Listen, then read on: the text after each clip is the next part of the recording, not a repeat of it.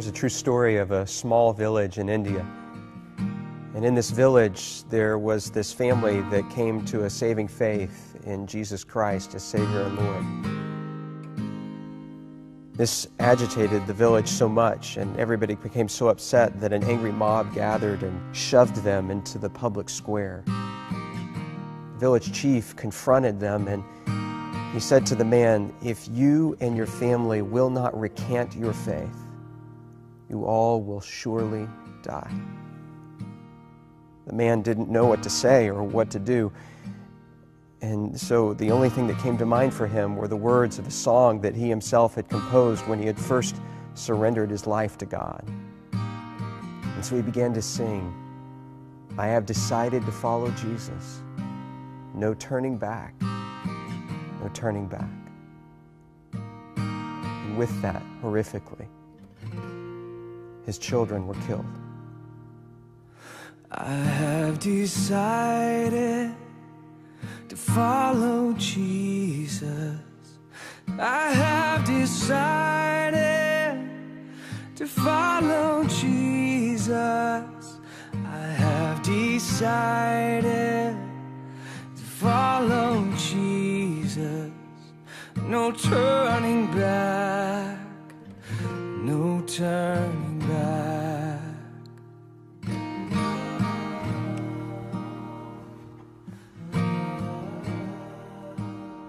He was given another chance, this time with his wife's life on the line. And yet he continued to sing, "Though none go with me, still I will follow. No turning back, no turning back." Though none go with me, still I will follow. Though none go with me, still I will follow. Though none go with me, still I will follow. No turning back, no turning back. After her tragic death, he was given one final opportunity, this time to save himself. And yet he continued to sing. The cross before me, the world behind me. The cross before me, the world behind me. The cross before me, the world behind me. No turning back, no turning back.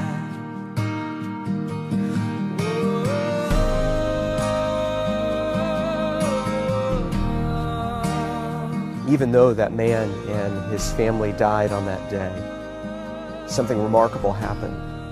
A seed was planted in the heart of that village chief, a seed that began to grow over time, and eventually he called the community together in that very same neighborhood, in that very same square, and he renounced his former faith and declared his allegiance to Jesus Christ. And a celebration broke out in that moment, and the gospel began to flourish and to grow in that community, not just in that village, but across the whole region, because they had seen real faith, and they knew the true character of God because of a family that believed and sacrificed even under the penalty of death. No turning back, no turning back,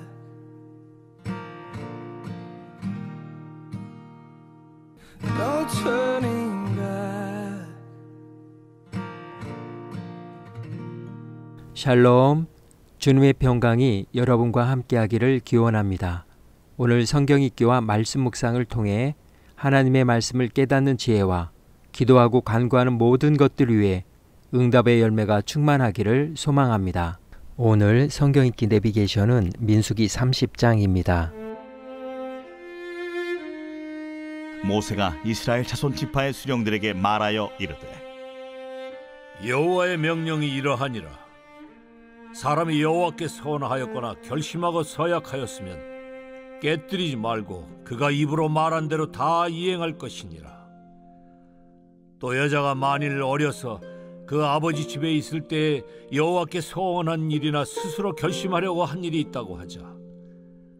그의 아버지가 그의 서원이나 그가 결심한 서약을 듣고도 그에게 아무 말이 없으면 그의 모든 서원을 행할 것이요 그가 결심한 서약을 지킬 것이니라.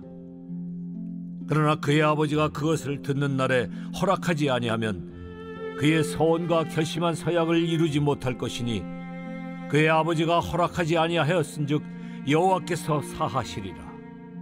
또 혹시 남편을 맞을 때 서원이나 결심한 서약을 경솔하게 그의 입술로 말하였으면 그의 남편이 그것을 듣고 그 듣는 날에 그에게 아무 말이 없으면 그 서원을 이행할 것이요 그가 결심한 서약을 지킬 것이니라. 그러나 그의 남편이 그것을 듣는 날에 허락하지 아니하면 그 서원과 결심하려고 경솔하게 입술로 말한 서약은 무효가 될 것이니 여호와께서 그 여자를 사하시리라.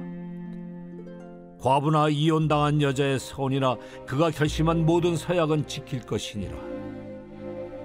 부녀가 혹시 그의 남편의 집에서 서원을 하였다든지 결심하고 서약을 하였다 하자. 그의 남편이 그것을 듣고도 아무 말이 없고 금하지 않으면 그 서원은 다 이행할 것이요 그가 결심한 서약은 다 지킬 것이니라.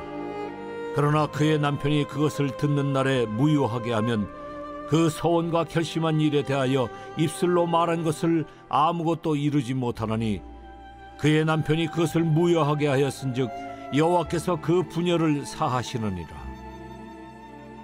모든 서원과 마음을 자제하기로 한 모든 서약은 그의 남편이 그것을 지키게도 할 수 있고 무효하게도 할 수 있으니 그의 남편이 여러 날이 지나도록 말이 없으면 아내의 서원과 스스로 결심한 일을 지키게 하는 것이니 이는 그가 그것을 들을 때에 그의 아내에게 아무 말도 아니하였으므로 지키게 됨이니라.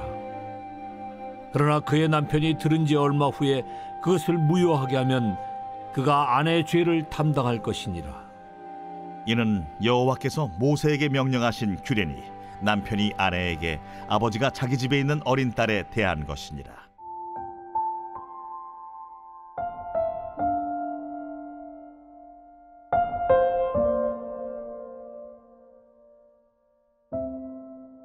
낙성 계약. 당사자 사이의 의사표시가 합치하기만 하면 계약이 성립하고 그 밖에 다른 형식이나 절차를 필요로 하지 않는 계약을 말합니다. 구두계약이나 불효식 계약이 포함됩니다. 우리 민법은 계약의 체결에 있어서 낙성주의를 취하고 있으므로 구두계약도 서면계약과 동일한 효력을 지닙니다. 예를 들어 정육점에서 삼겹살을 3만 원에 판다고 가정하면 이것은 법률 용어로 상대방에게 계약 체결할 것을 의사표시한 청약입니다. 이제 고객이 그 청약에 삼겹살을 사겠다고 화답의 의사표시를 합니다. 이것은 승낙입니다.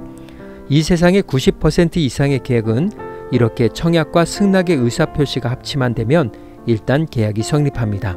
이렇게 양 당사자의 합의만으로 성립되는 계약을 낙성계약이라고 합니다. 고객이 무슨 돈을 지급하거나 정육점 주인이 고객에게 삼겹살을 줘야만 계약이 성립하는 것은 아닙니다. 그것은 일단 계약이 성립된 이후에 양 당사자가 부담할 의무에 불과합니다.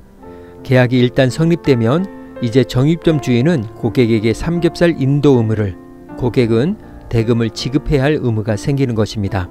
그리고 이러한 양 당사자의 의무가 계약의 성립과 동시에 그 자리에서 순식간에 끝나기 때문에 구분이 잘 안 될 뿐입니다.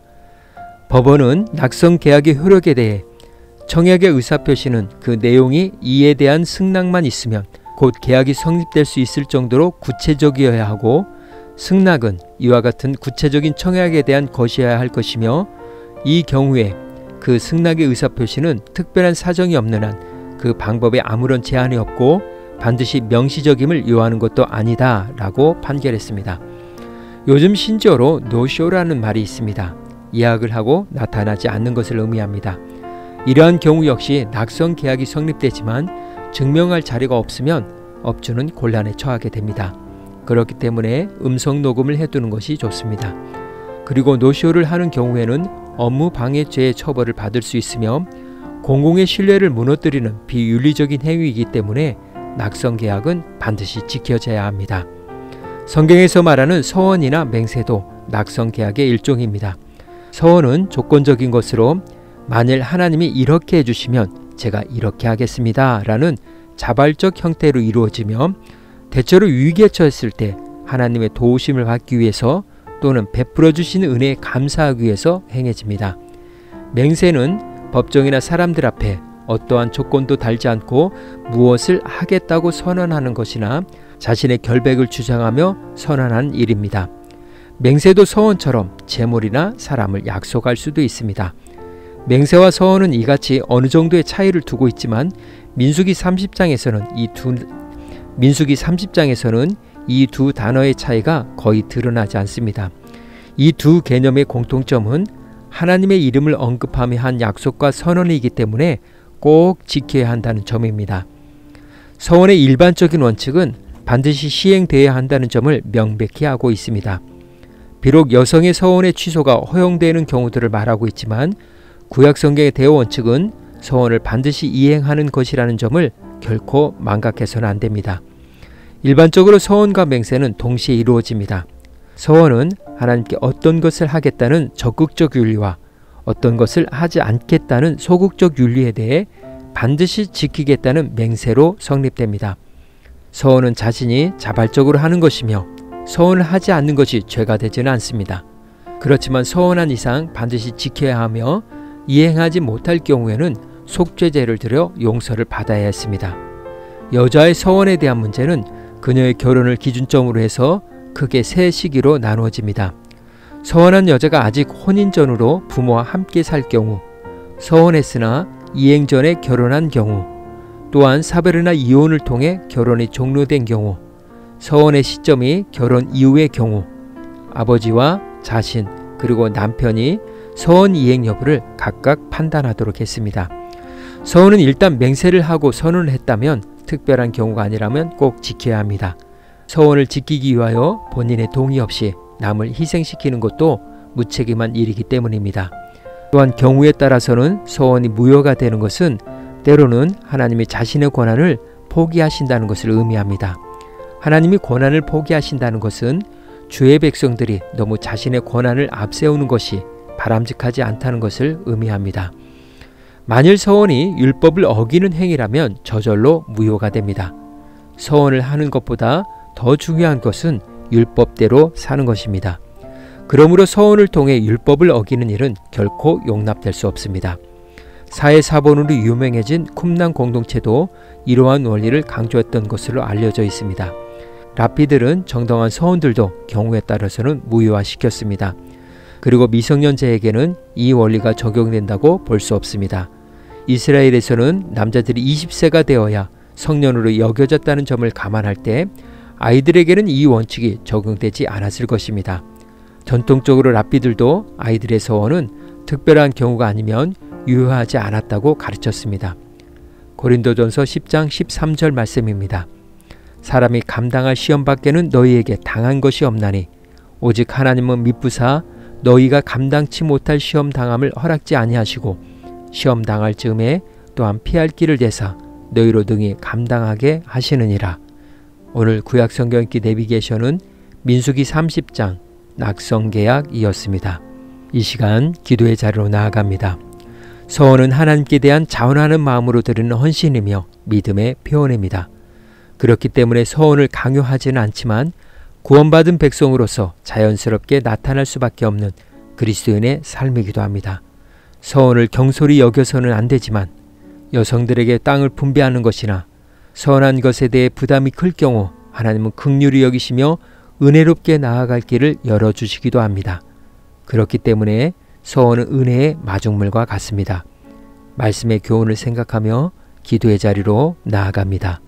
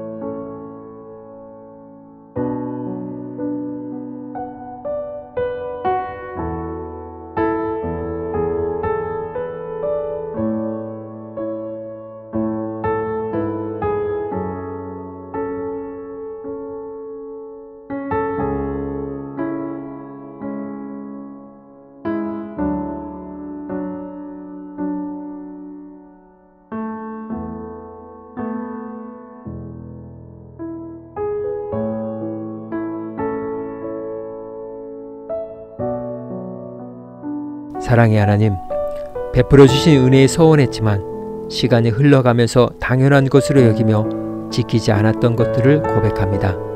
또한 바리새인들처럼 과시하기 위해 지키지 못할 서원을 했던 것을 회개합니다.